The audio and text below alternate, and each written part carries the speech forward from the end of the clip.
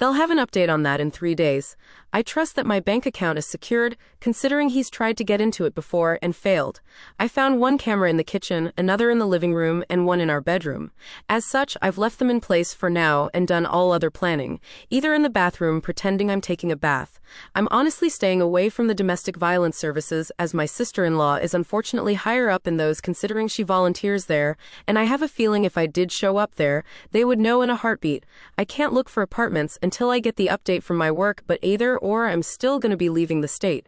The day before I do, I will be changing my number carrier and wiping my laptop and all of his electronics before I do. I've met with 2 lawyers so far and had them look over the paperwork.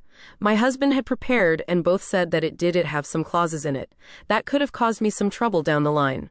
What alarmed all of us closed the fact that several of those clauses dealt with future children, and not as a hypothetical. Like several hairs suggested, I have a feeling he fully intended on getting me pregnant to keep me trapped and tied to him. There are 3 other locations my job could send me to, and I have, as a precaution, begun looking into all 3 cities and housing in the areas. Just in case one of those, this is the one they send me to. Even if they don't have an opening that they can push me into, then I will just have to quit, move, and figure things out on my own. I have enough money to live and survive for a few months until I can pick up another job.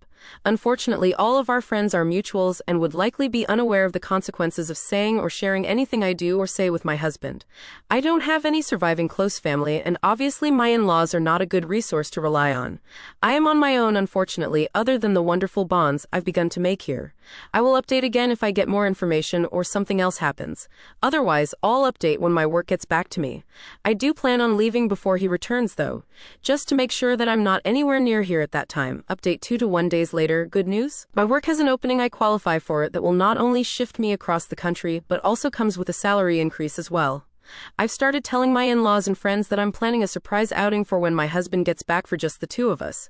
This way, people don't give me odd looks if they see me out and about. I've even gone as far as asking Mill to show me his favorite recipes.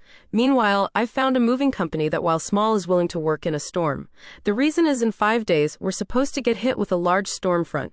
I plan to shut off the breaker and say we lost power if he asks, just as several people here suggested, and even send him a short clip of the storm. I will have all of my stuff moved that afternoon, and I will be flying out once the weather has cleared enough to do so. I have a lawyer who will push my divorce through, and I've filled out the necessary paperwork so that I don't have to be here for it.